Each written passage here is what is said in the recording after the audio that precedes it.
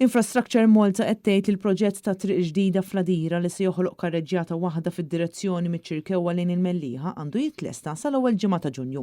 Fi preżentazzjoni lil ġurnalisti dwar dan il-proġett li issa ilu għaddej kważi sena u nofs, il-Kap Eżekuttiv ta' Infrastructure Malta Ivan Falzon qal li x-xogħol fuq iż-żewġ karreġġjati fid-direzzjoni lejn iċ-Ċirkewwa issa tlesta u fadal biss in-naħa tal-Bajja fejn se tinħoloq lejn waħda.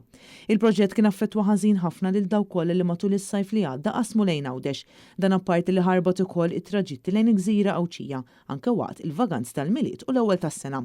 Iżda fi kliem il-Kap Eżekuttiv ta' Infrastructure Malta waqt ix-xogħol ma kien hemm ebda diffikultajiet. Fatwalment fis-siċċur li għaddew meta kien hemm restrizzjonijiet ta' traffic management il-ħaddiem Awċin li wieħed minnhom ma kien hemm l-ebda diffikultajiet. Dan il-proġett ġibet leh kritika enormi mill-Assoċjazzjoni tat-Turiżmu f'Għawdex illi qalet li ma tistax tifhem għaliex l-unika karreġġjata li taqqat lil Għawdex ma' nofsinhar ta' Malta se jkollha biss karreġġjata waħda. L-Assoċjazzjoni appellat l-awtoritajiet involuti biex jikkunsidraw l-impatt tat-traffiku li se tikkawża din it-triq b'karreġġjata waħda. Għalkemm Ivan Falzon għalinna li din il-pożizzjoni tal-GTA hija bbażata biss fuq miżinformazzjoni. Naħseb ibbażaw il-kummenti tagħhom fuq xi ħaġa li mhux fatwali jew fuq miżinformazzjoni li kienet teżisti fil-medja. Intant minn kelli Ivan Falzon stqar li sa Ġunju l-proġett se jkun lest ammetta huwa stess li hemm xogħol li se jitkompla wara l-istaġun tas-sajf u allura fi kliem sempliċi jridu nistennew sal-aħħar tas-sena biex kollox ikun konkluż.